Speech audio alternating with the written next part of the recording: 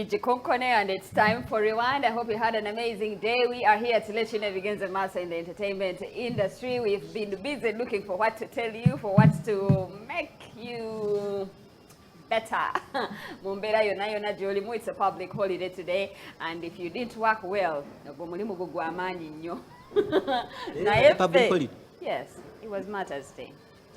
3rd June. Omayanti tubadde tugenda ngawali eri emugo wasemba dio gende na mugo mbera ne business ezirwanning wow otundayo mbizi na ye Victor tembizi gye basinga otundayo ye business ebera booming. Okay, so is that what you sell?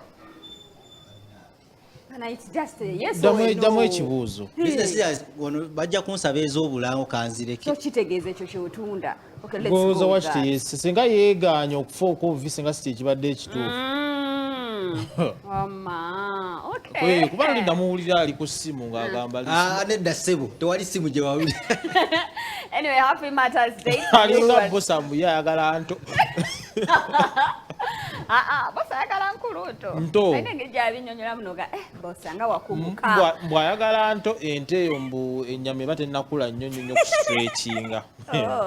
So bosa asobola obikunyonyola ennyo n'agamba nti ye agirira mu series nti leero waali amatu luli asobola okulya ku lubiriizi luli n'ali omukira kuba luli namubuuza omukira gwo guwooma n'agamba nti ate mbobanga alya cornflakes. Tukireke ekyo bannange.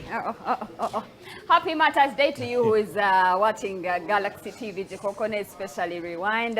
Webale kubeera ngo celebrating a Mother's Day mu ngeri gy'osobodde celebrating because we are trying okubeera nga tukola ki ekirwadde ky'Ebola ekyo tukyetangira. Naye ffe tuzze tukunyonyola ebigenze maaso in the entertainment industry. Tubeera wano Monday to Thursday 10 p.m. to ssaawa 5. My beautiful name is Flora Show. How are you? Eyewitness. Embeera tetambula bulungi nnyo. Business zange nabagambye nti bazigaddewo leero singa I'm richer than yesterday. Oh, wow. Naye bwatyo mukama we yagera. By the way, nali mmanyi nti babigenda nabyongezaayo. You never know. Celebrations bazongezaayo just okusaba kwe kwadde kulina okubaawo nga abantu batono nnyo wembadde ku social media ku accidentera okubeera nga ndaba church basosena zifuuyira okulaba nga obuwuka bonna obulimu babutta. So stay with spraying. Spraying kwe kufuuyira. Nemwana nze fluorescence waliyo ze ebintu by'otugaana wano okwogera kati okufuuyira ofuuyira dduumu. Okay, it's okay. Leka kwefuula muganda wa Queen. Victor kiggwe kali tugende. Simanyi ayagala gavumenti emuwaane. Banaye munsonyiwe. Wamma lajja pono safe mwenna abatulabe eyo ffe tuba tuyingiddewo. Kuleeta analysis. Entertainment. Okay. Yeah, man. Tubawa vibe. Manyo ennaku zino yala nyingi.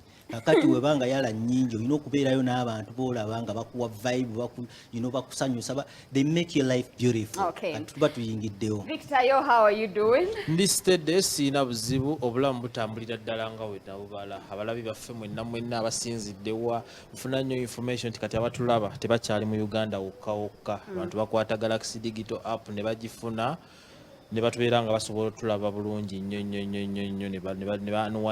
ne bawindinga buli kimu ne bakikola nnyo. Olunaku olwaleero mbadde simanyi nti ekibuga kiba kikalu ku public holiday. Leero mpiseemu nga temuli bantu nga bantu dera Ebola. Ebola. No, it was a public holiday. Olaba ne Christmas abantu bakola. Anti era waliwo abatakola. Neera kankubulire waliwo abalwewa bagamba ffe tetujja kugenda. Naye era Uganda bawanye ekitiibwa gundi public holidays. Kati naddala eno Mother's Day because it's about religion, you know. People, you know. Needi yennyini ekibuga kiba bwe kiti. Anyway, so tugenda kutandikirawo ne stories zaffe. Master Parrot, you all know yesterday we came here and told you about the situation that is going on at his home.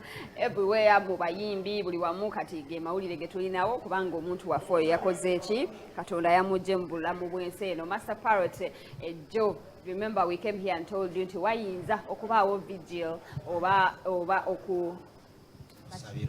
okusabira omugenzi. Yes, ku National Theatre oba public viewing of the body naye ekyo tekyasobose kubeerawo because of the guidelines Ministry of Health ze yateekawo okubeera nga tuleme kukuŋŋaana nnyo because Ebola ekuŋŋaana nnyo oba Ebola eyinza tukwata nnyo nga tukuŋŋaanye nnyo contact kwesemberera bwe tuti ne twekwatakwatako aweewata Ebola awo n'akola kinaabeera nga spreadinga so enteekateeka oba the whole plan of taking his body to National Theatre it didn't happen and ne basalawo bamutwale ewe ekiwaatule era ekiwaatule eyo ba music stars mwe babadde nga bangi nnyo because we baategese okubeera nga bagendayo. Dr. Jose Chameleon was part of the people ababaddeyo, Sami Semakula, Dr. Hildeman Palazzo, Uncle Weasel Manizo, Dax Vibes, Mickey Wine, Banjoman and Eddie Yawe bebamu kuba attendees this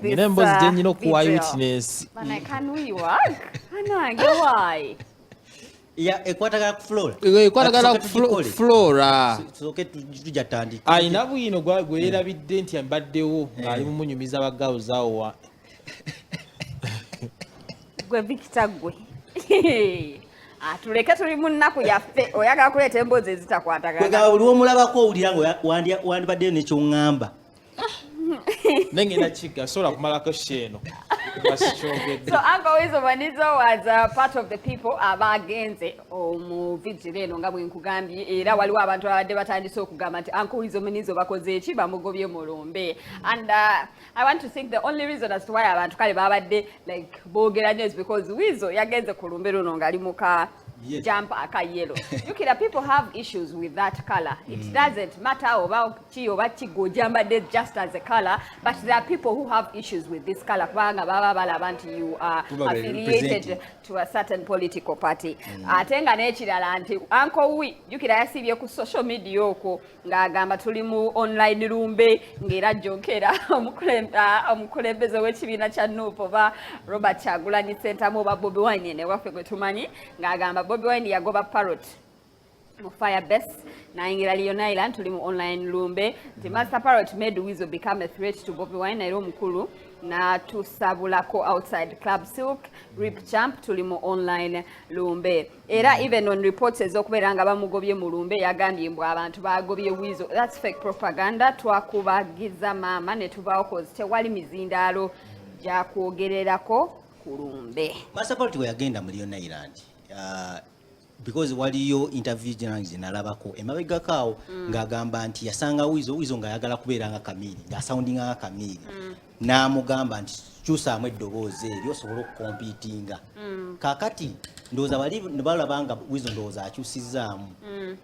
Master Parrot nga tanafa mu interview eyo n'agamba nti Bobi Wine alaba Weasel nga threat okitegeera ndowoozamu nti ne ka interview yako kakyatambula ko online because abantu tebannakalaba bulungi kakobyewo nnyo wano waafiiridde kakola rounds ku social media platforms ezenjawulo so Master Parrot yabyogera si Weasel kati Weasel yabadde reflecting pozi yadde abikomyawo but ekibuuzo kinene kye tulina okwebuuza nti omugenzi waafiiridde yes ebintu byonna bisobola okubaawo kuba ne Weasel Manizo yennyini balina time gye baatuukako nga tebakwatagana na mukulu waabwe and time netuuka ne baddamu ne bakwatagana bulungi. The big question wano yandibadde nti omugenzi waafiiridde babadde baddamu okulikonsayiringa ne principal. I think they did.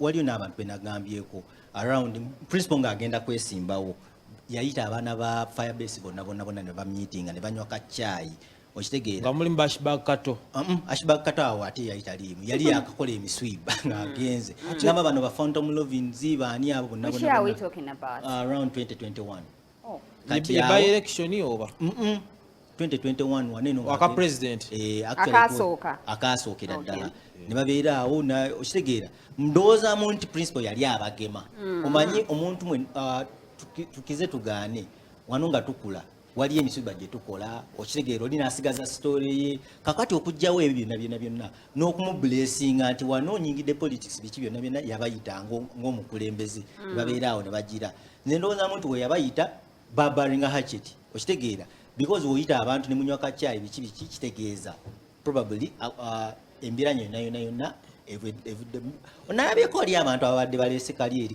kyali awanda omuliro around 28 yabyogera okitegeera and it's very okay chovola banze sikiriziganya na bya Weasel komyawo mboozi nkadde kati munaddala mu time ngeno gye tubadde tulimu because Weasel yakirese in good faith okulaga abantu because abantu badde actually abantu ndowooza abamu baali beerabira nti Parrot yagendako mu Million Island because yava mu Firebase yakirese in probably morning kakati abakoze eki ne bamukuba okomeza badde nga 10 kakati I believe waddewo better memories Weasel ze yatuukako ne Mr. Parrot nga bali mu Million Island ez'okusharinga than okujja otugamba nti Bobby yagoba Parrot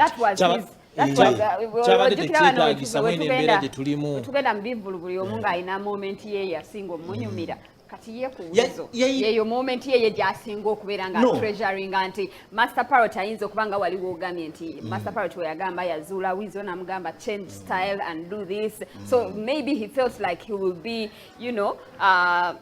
it's necessary for him to come out and tell us nti Master Parrot yali akimanyi nti Uncle Wee yali atiisaani Bobi Wine ate tukize tugaane omanyi wali ebintu ebimaking omuntu nebimubreakinga Weasel story ye ebiseera ebyo walingawo beef mungi nnyo ng'omuntu wava mu Million Island agenda mu Firebase sobola bajjukiza n'ekyaga we yaswitchinga n'agenda around 27 Parrot we yavaayo yagenda mu Million Island okitegeera kakati awo waliwo friction y'amaanyi nnyo ndowooza omukulu n'anyiiga ebyamo bitutte because oyo mwana yali akubaraga okitegeera ate twogera ku Parrot eyali abeerawo waba Bobi Wine because teyali just muyimbi wa Firebase naye yagendanga okusoma nga akomawa abeera waba Bobi Wine wenyini mu maka okitegeera so omuntu oyo waavaayo mu group ye ya Firebase ate na joining Million Island eya Rival I just believe timing teyabadde nnungi yakwogeramu ebyo bintu naye Weasel asobola okubanga naye ng'omuntu alina ensonga ze atagenda kuvaayo tugamba naye nze ndowoozamuko nti yandibadde n'ebintu bingi nnyo yajjukidde omukulu yandibadde ayogera ku mugenzi omukulu obeeramu awo n'ojjukira nti ono yafudde yanjigiriza okuyimba n'ogattagatta story n'ogwa ku kakilipu nga katambula okitegeera n'ojjukira bwe baakusabulira ku tetumanyi na ssaawa mmeka Weasel ze yateereddeyo bintu ebyo oba yabadde Weasel oba yabadde Douglas Seguya so nakyo tulina okiteeka into consideration nze Vigil nagyagadde omanyi Vigil z'abayimbi ebyaddala mubeera tewabadde nnyo public address system nti biki bataddewo zihufaawo nga bakuba ennyimba z'omukulu okitegeera abaana nga bagukwata baguluma Manizo mbu attendance yadde ya viewers just kujjanga kimyanso kunyumyamu ne maama nga bwagamba n'amala n'abulawo I think Ebola kino n'okuba nti waddewo restrictions n'obutamuleeta ku National Theatre kiri either kyabadde kirungi ate kibi ku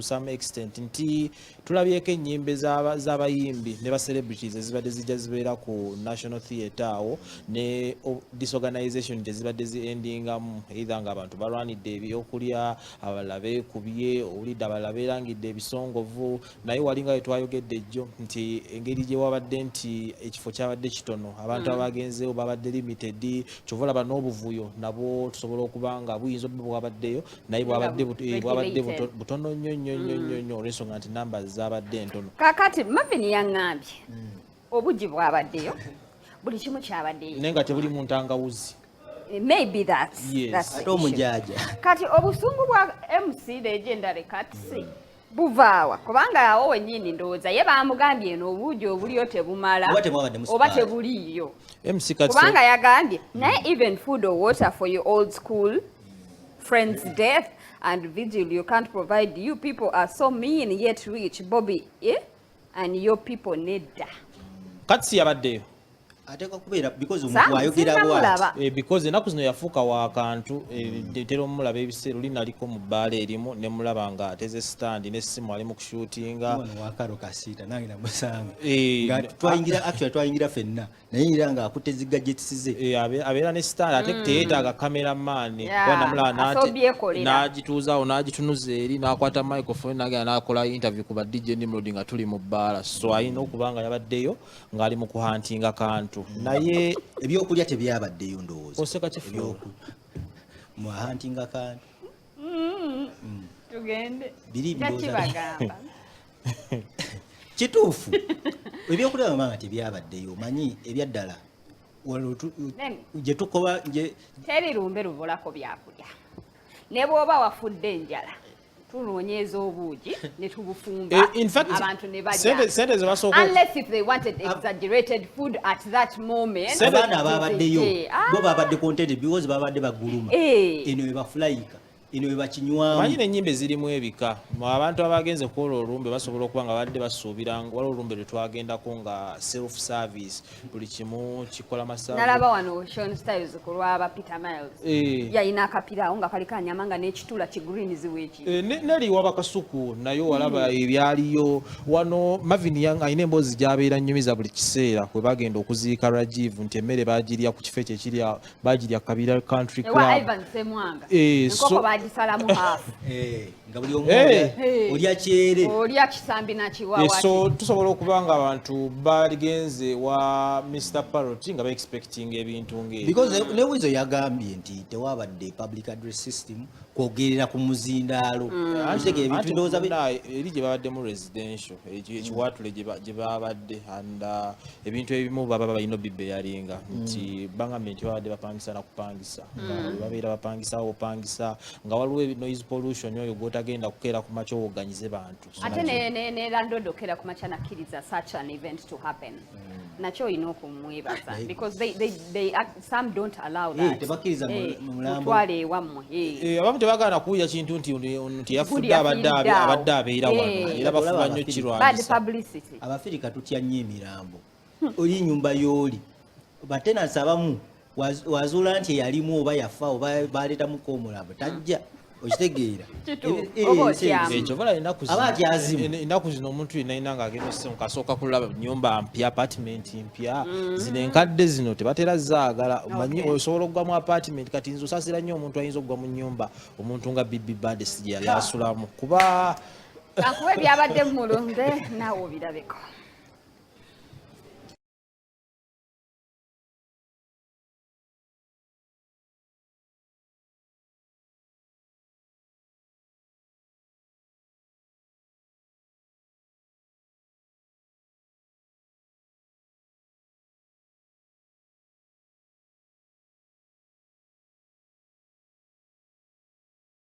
tugendeko mu lukiiko olwa famire saako n'abantu abamu tulabe enteekateeka nga bwenaabeera olunaku lw'enkya nga tuwerekera muganda waffe tugenda muziika Kammengo Kammengo nange gye banzaala n'olwekyo tugenda kubasaba tetusobola kukola meeting ffenna wano naye bwe tuba twagala enteekateeka ennungi ey'okuwerekera muganda waffe sifaayo mugenda tukkiriza abafamire be bagenda okutuwa then ne bakulu baffe nga Mesa Kisemakulu atuuse twagala okumekinga sure nga tukola ku nteekateeka mugende mutuuke Kammengo nga muganda waffe tumuwerekera ddala mu kitiibwa.